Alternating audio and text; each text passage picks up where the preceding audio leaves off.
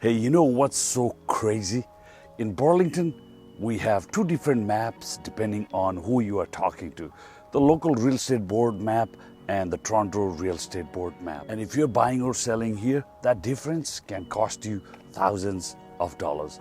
Let me break this down for you and explain why working with someone who actually lives here isn't just helpful, it's critical. So the Realtors Association of Hamilton Burlington divides Burlington into 20 distinct neighborhoods and rural North Burlington. They include neighborhoods like the Longmoor, Shoreacres, Roseland, Pinedale, Elizabeth Gardens, Millcroft, and so many more. We locals know street by street. But the Toronto Real Estate Board guys, they lump things together like this. Pinedale plus Elizabeth Gardens, they say that's Appleby. Longmoor plus Shoreacres neighborhood, they call it the Shoreacres. Then Roseland and Danes, they call it Roseland. Millcroft is Rose. They all start to sound very close, right?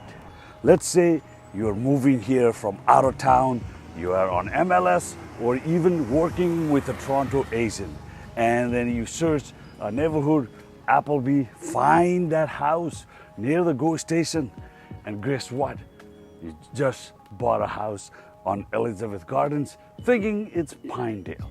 Completely different price points, school zones, and style. Or maybe you saw a gorgeous house listed in Shoreacres, but it's actually in Longmoor, where the prices are 15 to 20% lower on average.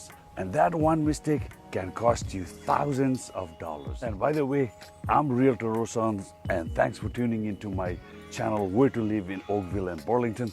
I'm actually walking on this amazing South Burlington neighborhood of Roseland. And then there are school boundaries. You might think the house you are buying is zoned for one of Burlington's top schools like the John T. Talk or even the Charles Baudouin, but boom, wrong neighborhood, wrong boundary, and now you're in a totally different catchment area. That means if schools matter to you and you are not working with a local expert, you're relying on luck, not strategy. So here's what I'll say as someone who lives here, works here, and walks these streets.